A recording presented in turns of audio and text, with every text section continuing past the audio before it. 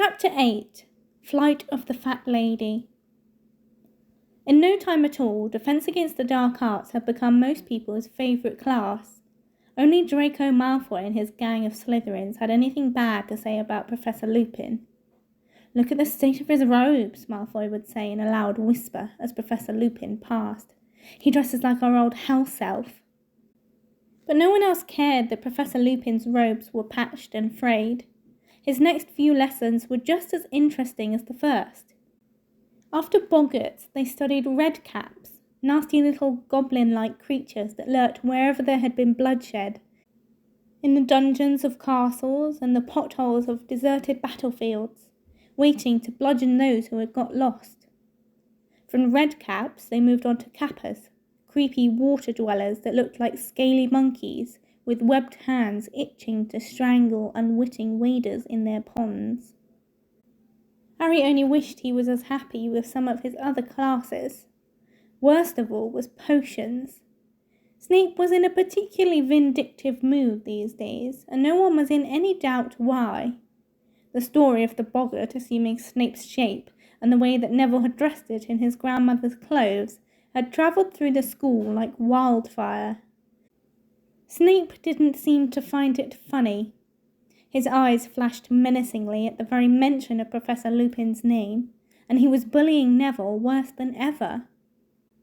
Harry was also growing to dread the hours he spent in Professor Trelawney's stifling tower room, deciphering lopsided shapes and symbols, trying to ignore the way Professor Trelawney's enormous eyes filled with tears every time she looked at him. He couldn't like Professor Trelawney, even though she was treated with respect bordering on reverence by many of the class. Parvati Patil and Lavender Brown had taken to haunting Professor Trelawney's tower room at lunchtimes, and always returned with annoyingly superior looks on their faces, as though they knew things the others didn't. They had also started using hushed voices whenever they spoke to Harry, as though he was on his deathbed. Nobody really liked Care of Magical Creatures, which, after the action-packed first class, had become extremely dull. Hagrid seemed to have lost his confidence. They were now spending lesson after lesson learning how to look after flobberworms, which had to be some of the most boring creatures in existence. "Why would anyone bother looking after them?" said Ron, after yet another hour of poking shredded lettuce down the flobberworms' slimy throats. At the start of October, however, Harry had something else to occupy him, something so enjoyable it made up for his unsatisfactory classes. The Quidditch season was approaching, and Oliver Wood, captain of the Gryffindor team, called a meeting one Thursday evening to discuss tactics for the new season. There were 7 people on a Quidditch team, 3 chasers, whose job it was to score goals by putting the quaffle, a red football-sized ball, through one of the 50-foot-high hoops at each end of the pitch, 2 beaters, who were equipped with heavy bats to repel the bludgers, 2 heavy black balls which zoomed around trying to attack the players, a keeper who defended the goalposts, and the seeker, who had the hardest job of all, that of catching the golden snitch, a tiny winged, walnut-sized ball whose capture ended the game and earned the Seeker's team an extra 150 points.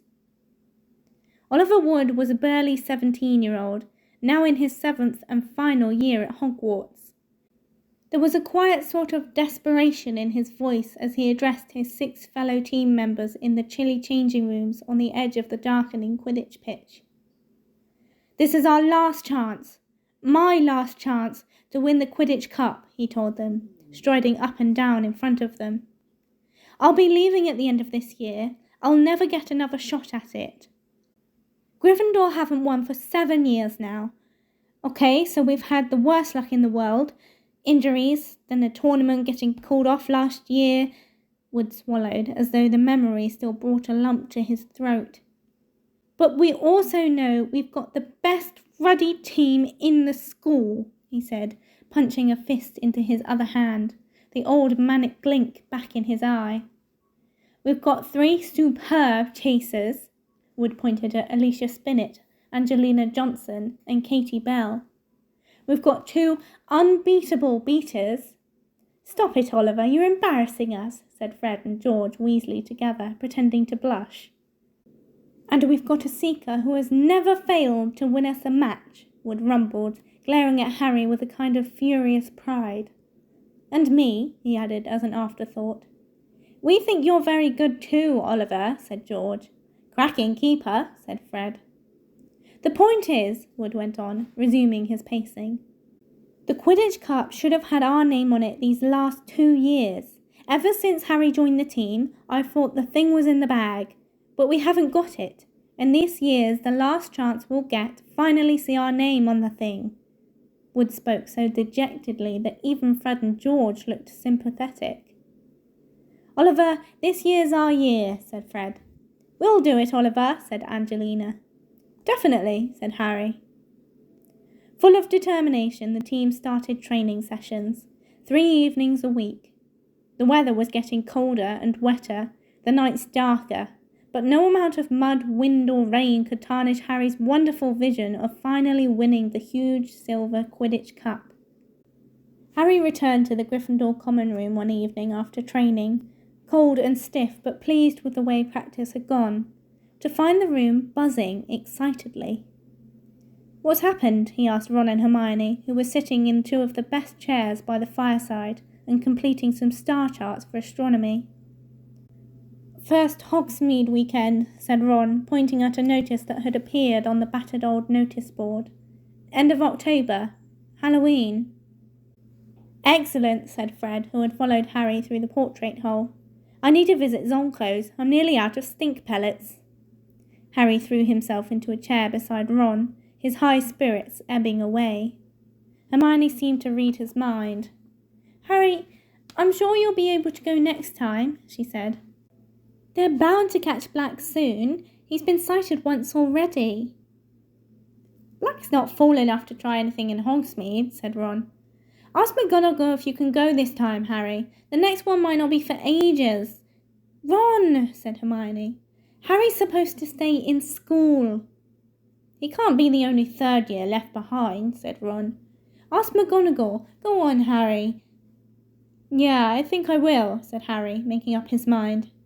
Hermione opened her mouth to argue, but at that moment Crookshanks leapt lightly onto her lap. A large dead spider was dangling from his mouth.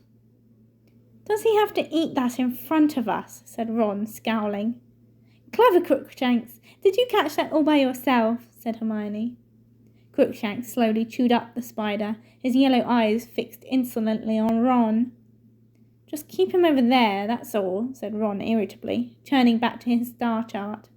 "I've got Scabbers asleep in my bag." Harry yawned.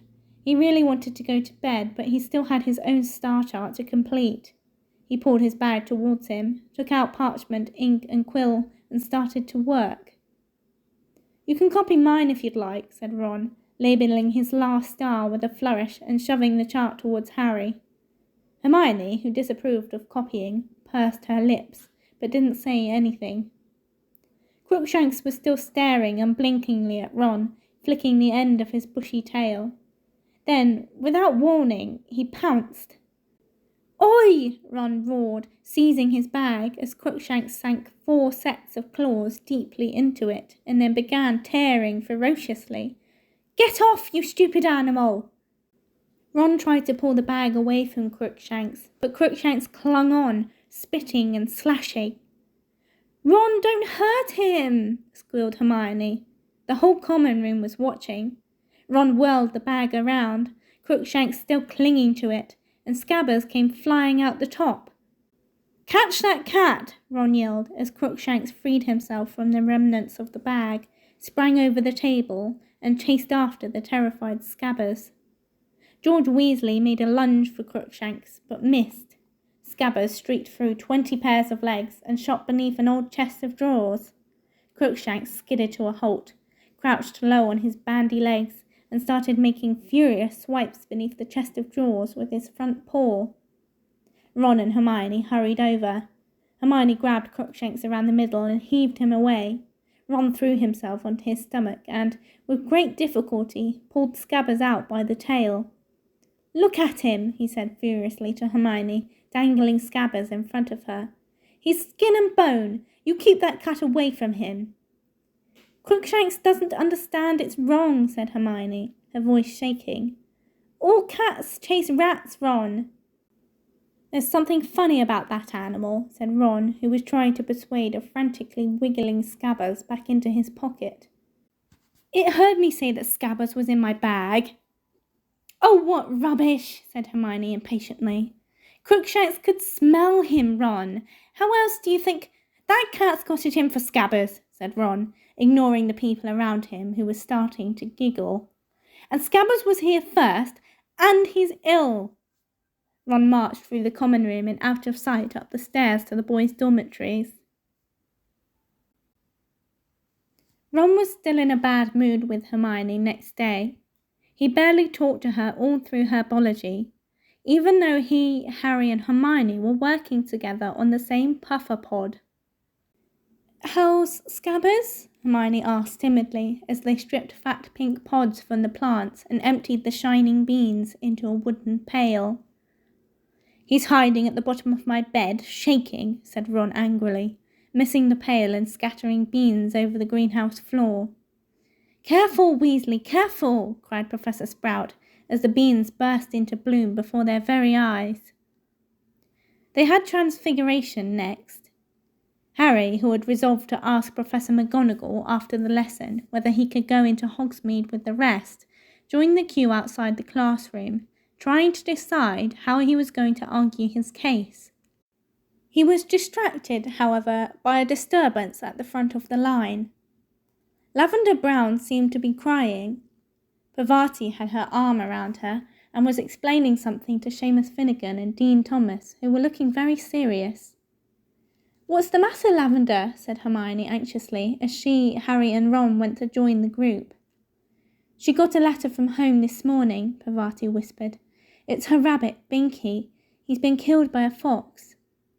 Oh, said Hermione. I'm sorry, Lavender. I should have known, said Lavender tragically.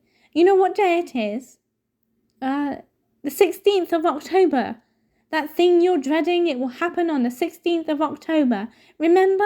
She was right. She was right.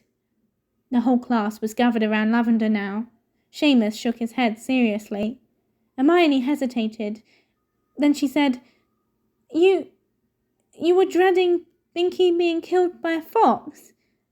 Well, not necessarily by a fox, said Lavender, looking up at Hermione with streaming eyes. But I was obviously dreading him dying, wasn't I? Oh, said Hermione. She paused again. Then, was Binky an old rabbit? No, sobbed Lavender. He was only a baby. Parvati tightened her arm around Lavender's shoulders. But then why would you dread him dying? Said Hermione. Parvati glared at her. Well, look at it logically, said Hermione, turning to the rest of the group. I mean, Binky didn't even die today, did he? Lavender just got the news today. Lavender wailed loudly. And she can't have been dreading it because it's come as a real shock. Don't mind Hermione, Lavender, said Ron loudly. She doesn't think other people's pets matter very much. Professor McGonagall opened the classroom door at that moment, which was perhaps lucky.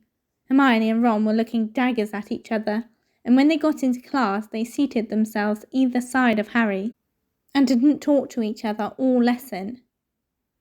Harry still hadn't decided what he was going to say to Professor McGonagall when the bell rang at the end of the lesson, but it was she who brought up the subject of Hogsmeade first. One moment, please, she called as the class made to leave. As you're all in my house, you should hand Hogsmeade permission forms to me before Halloween. No form, no visiting the village, so don't forget. Neville put up his hand. Please, Professor, I think I've lost... Your grandmother sent yours to me directly, Longbottom, said Professor McGonagall. She seemed to think it was safer. Well, that's all. You may leave. Oscar now, Ron hissed at Harry. Oh, but... Hermione began. Go for it, Harry, said Ron stubbornly. Harry waited for the rest of the class to disappear, then headed nervously for Professor McGonagall's desk. "Yes, Potter?" Harry took a deep breath. "Professor, my aunt and uncle, forgot to sign my form," he said. Professor McGonagall looked over her square spectacles at him, but didn't say anything. "So, do you think it would be all right? I mean, will it be okay if I go to Hogsmeade?" Professor McGonagall looked down and began shuffling papers on her desk. "I'm afraid not, Potter," she said. "You heard what I said. No form, no visiting the village. That's the rule." "But, Professor, my aunt and uncle, they're muggles. They don't really understand about Hogwarts forms and stuff," Harry said, while Ron egged him on with vigorous nods. "If you said I could go—" "But I don't say so," said Professor McGonagall, standing up and piling her papers neatly into a drawer. "The form clearly states that the parent or guardian must give permission." She turned to look at him, with an odd expression on her face. Was it pity? "I'm sorry, Potter, but that's my final word. You had better hurry, or you'll be late for your next lesson."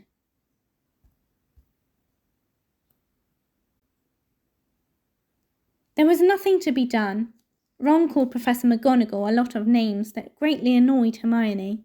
Hermione assumed an all-for-the-best expression that made Ron even angrier, and Harry had to endure everyone in class talking loudly and happily about what they were going to do first once they got into Hogsmeade.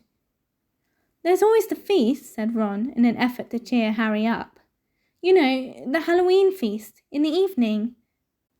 "Yeah," said Harry gloomily. "Great." The Halloween feast was always good, but it would taste a lot better if he was coming to it after a day in Hogsmeade with everyone else. Nothing anyone said made him feel any better about being left behind. Dean Thomas, who was good with a quill, had offered to forge Uncle Vernon's signature on the form, but as Harry had already told Professor McGonagall he hadn't had it signed, that was no good. Ron half-heartedly suggested the invisibility cloak, but Hermione stamped on that one, reminding Ron that Dumbledore had told them about the Dementors being able to see through them. Percy had what were possibly the least helpful words of comfort. "They make a big fuss about Hogsmeade, but I assure you, Harry, it's not all it's cracked up to be," he said seriously. "All right, the sweet shop's rather good, but Zonko's joke shop's frankly dangerous, and yes, the Shrieking Shack's always worth a visit, but really, Harry, apart from that, you're not missing anything." On Halloween morning, Harry awoke with the rest and went down to breakfast feeling thoroughly depressed, though doing his best to act normally. "We'll bring you lots of sweets back from Honeydew," said Hermione, looking desperately sorry for him. "Yeah, loads," said Ron. He and Hermione had finally forgotten their squabble about Crookshanks in the face of Harry's disappointment. "Don't worry about me," said Harry, in what he hoped was an offhand voice. "I'll see you at the feast. Have a good time." He accompanied them to the entrance hall, where Filch, the caretaker, was standing inside the front doors, checking off names against a long list, peering suspiciously into every face and making sure that no one was sneaking out who shouldn't be going. "Staying here, Potter," shouted Malfoy, who was standing in line with Crabbe and Goyle. "Scared of passing the Dementors?" Harry ignored him and made his solitary way up the marble staircase, through the deserted corridors, and back to Gryffindor Tower. "Password," said the fat lady, jerking out of a doze. "Fortuna Major," said Harry listlessly. The portrait swung open, and he climbed through the hole into the common room. It was full of chattering first and second years, and a few older students who had obviously visited Hogsmeade so often the novelty had worn off. "Harry! Harry! Hi, Harry!" It was Colin Creevey, a second year who was deeply in awe of Harry and never missed an opportunity to speak to him. "Aren't you going to Hogsmeade, Harry? Why not? Hey," Colin looked eagerly around at his friends.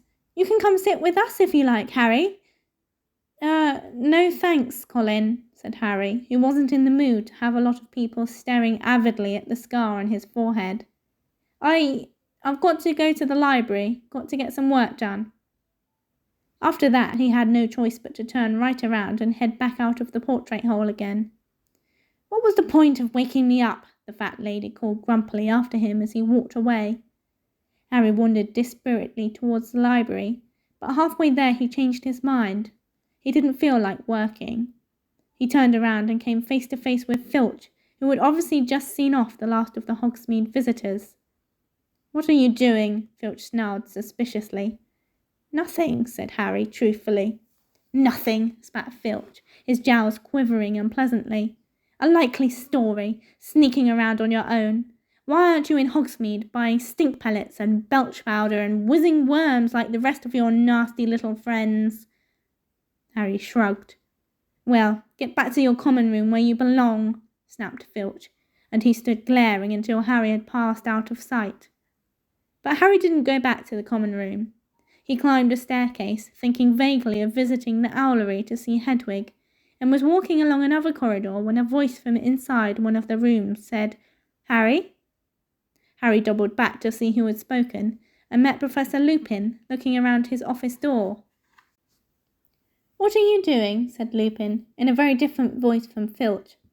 "Where are Ron and Hermione?" "Hogsmeade," said Harry, in a would-be casual voice. "Ah," said Lupin. He considered Harry for a moment. "Why don't you come in? I've just taken delivery of a Grindylow for our next lesson." "A what?" said Harry. He followed Lupin into his office. In the corner stood a very large tank of water. A sickly green creature with sharp little horns had its face pressed against the glass, pulling faces and flexing its long, spindly fingers. "Water demon," said Lupin, surveying the Grindylow thoughtfully. "We shouldn't have much difficulty with him, not after the Kappas. The trick is to break his grip. You notice the abnormally long fingers? Strong, but very brittle." The Grindylow bared its green teeth, then buried itself in a tangle of weed in a corner. "Cup of tea?" Lupin said, looking around for his kettle. "I was just thinking of making one." "All right," said Harry awkwardly. Lupin tapped the kettle with his wand, and a blast of steam issued suddenly from the spout. "Sit down," said Lupin, taking the lid off a dusty tin. "I've only got tea bags, I'm afraid, but I dare say you've had enough of tea leaves." Harry looked at him. Lupin's eyes were twinkling. "How did you know about that?" Harry asked. "Professor McGonagall told me," said Lupin, passing Harry a chipped mug of tea. "You're not worried, are you?" "No," said Harry. He thought for a moment of telling Lupin about the dog he'd seen in Magnolia Crescent, but decided not to.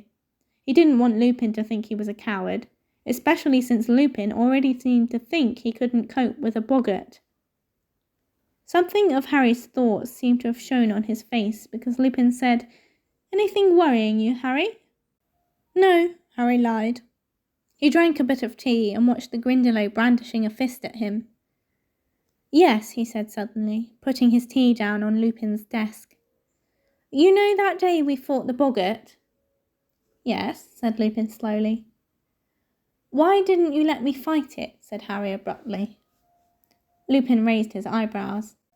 "I would have thought that was obvious, Harry," he said, sounding surprised. Harry, who had expected Lupin to deny that he'd done any such thing, was taken aback. "Why?" he said again. "Well," said Lupin, frowning slightly, "I assumed that if the boggart faced you, it would assume the shape of Lord Voldemort." Harry stared. Not only was this the last answer he'd expected, but Lupin had said Voldemort's name. The only person Harry had ever heard say the name aloud, apart from himself, was Professor Dumbledore. "Clearly I was wrong," said Lupin, still frowning at Harry. "But I didn't think it was a good idea for Lord Voldemort to materialize in the staff room. I imagined that people would panic." "I did think of Voldemort first," said Harry honestly. "But then I remembered those Dementors." "I see," said Lupin thoughtfully.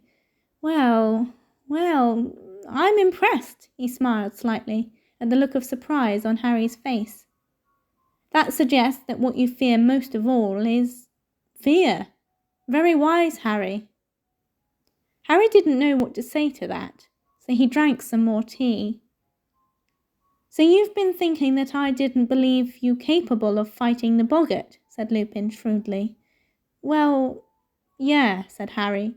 He was suddenly feeling a lot happier. Professor Lupin, you know the Dementors? He was interrupted by a knock on the door. Come in, called Lupin. The door opened, and in came Snape. He was carrying a goblet which was smoking faintly, and stopped at the sight of Harry, his black eyes narrowing. Ah, Severus, said Lupin, smiling. Thanks very much. Could you leave it here on the desk for me? Snape set the smoking goblet down, his eyes wandering between Harry and Lupin. I was just showing Harry my Grindylow, said Lupin pleasantly, pointing at the tank. Fascinating, said Snape, without looking at it. You should drink that directly, Lupin. Yes, I will, said Lupin. I made an entire cauldron full, Snape continued. If you need more. I should probably take some again tomorrow. Thanks very much, Severus. Not at all, said Snape, but there was a look in his eye Harry didn't like. He backed out of the room, unsmiling and watchful. Harry looked curiously at the goblet. Lupin smiled. Professor Snape has very kindly concocted a potion for me, he said. I have never been much of a potion brewer, and this one is particularly complex. He picked up the goblet and sniffed it. Pity sugar makes it useless, he added, taking a sip and shuddering. Why, Harry began. Lupin looked at him and answered the unfinished question. I've been feeling a bit off colour, he said. This potion is the only thing that helps. I am very lucky to be working alongside Professor Snape. There aren't many wizards who are up to making it. Professor Lupin took another sip, and Harry had a mad urge to knock the goblet out of his hands. Professor Snape's very interested in the dark arts, he blurted out. Really? Said Lupin, looking only mildly interested as he took another gulp of potion. Some people reckon... Harry hesitated, then plunged recklessly on. Some people reckon he'd do anything to get the Defence Against the Dark Arts job. Lupin drained the goblet and pulled a face. Disgusting, he said. Well, Harry, I'd better get back to work.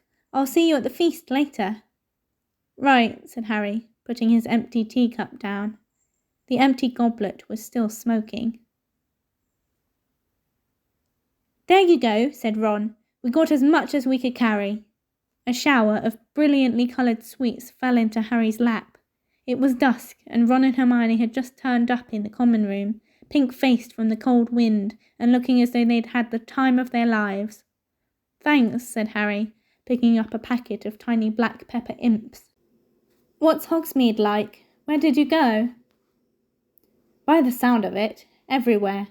Dervish and Bangs, the wizarding equipment shop, Zonko's joke shop, into the 3 broomsticks for foaming mugs of hot butterbeer, and many places besides.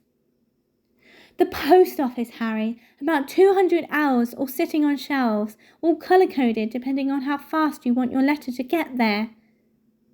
Honeydew's have got a new kind of fudge. They were giving out free sample. There's a bit. Look. We think we saw an ogre. Honestly, they got all sorts at the 3 broomsticks. Wish we could have bought you some butterbeer. Really warms you up. What did you do? Said Hermione, looking anxious. Did you get any work done? No, said Harry. Lupin made me a cup of tea in his office, and then Snape came in. He told them all about the goblet. Ron's mouth fell open. Lupin drank it, he gasped. Is he mad? Hermione checked her watch. We'd better go down. You know, the feast will be starting in 5 minutes. They hurried through the portrait hall and into the crowd, still discussing Snape. But if he... You know, Hermione dropped her voice, glancing nervously around. If he was trying to poison Lupin, he wouldn't have done it in front of Harry. Yeah, maybe, said Harry, as they reached the entrance hall and crossed into the great hall. It had been decorated with hundreds and hundreds of candle-filled pumpkins, a cloud of fluttering live bats, and many flaming orange streamers which were swimming lazily across the stormy ceiling like brilliant water snakes. The food was delicious. Even Hermione and Ron, who were full to bursting with honeydew sweets, managed second helpings of everything. Harry kept glancing at the staff table. Professor Lupin looked cheerful, and as well as he ever did. He was talking animatedly to tiny little Professor Flitwick, the charms teacher. Harry moved his eyes along the table to the place where Snape sat. Was he imagining it, or were Snape's eyes flickering towards Lupin more often than was natural? The feast finished with an entertainment provided by the Hogwarts ghosts. They popped out of the walls and tables to do a spot of formation gliding. Nearly Headless Nick, the Gryffindor ghost, had a great success with a reenactment of his own botched beheading. It had been such a good evening that Harry's good mood couldn't even be spoiled by Malfoy, who shouted through the crowd as they all left the hall, "The Dementors send their love, Potter!" Harry, Ron and Hermione followed the rest of the Gryffindors along the usual path to Gryffindor Tower. But when they reached the corridor, which ended with the portrait of the fat lady, they found it jammed with students. "Why isn't anyone going in?" said Ron curiously. Harry peered over the heads in front of him. The portrait seemed to be closed. "Let me through, please," came Percy's voice, and he came bustling importantly through the crowd. "What's the hold-up here?